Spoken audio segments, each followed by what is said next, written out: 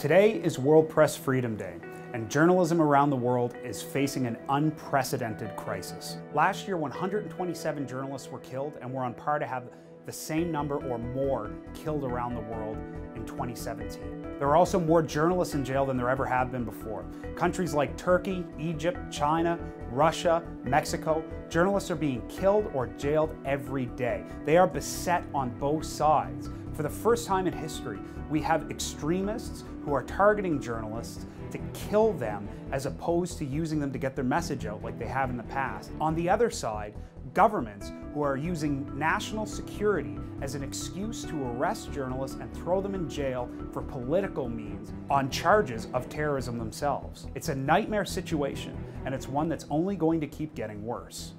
And this isn't just happening around the world. We're facing these same problems in Canada. On Reporters Without Borders World Press Freedom Index, Canada used to be one of the world leaders. We were number 8.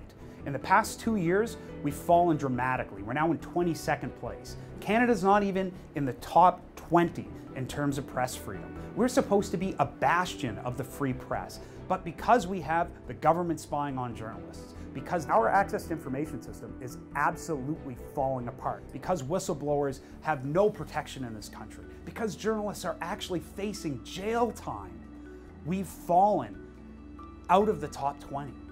That is not the Canada that I want to live in.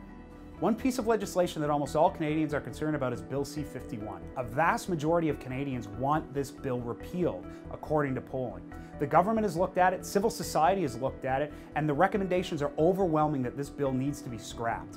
Now it's in the hands of the Prime Minister and Cabinet, and they are going to decide whether they listen to the citizenry or whether they listen to law enforcement. We are the only Western democracy that has no oversight of our spy agencies. That is crazy. These are all huge problems that add up to a massive erosion of our free expression and privacy rights in this country. But despite all this, the enemy is not Justin Trudeau or the Liberal Party or law enforcement, it's apathy. It's the fact that good people aren't standing up and fighting. It's the fact that people are afraid they can't make a difference, but you can make a difference. And it's so easy to take part in this.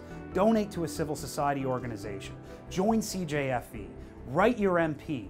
Post on Facebook. Tweet about it. But don't just post on Facebook or tweet about it. You can do more. You can march in a rally. You can call your MP.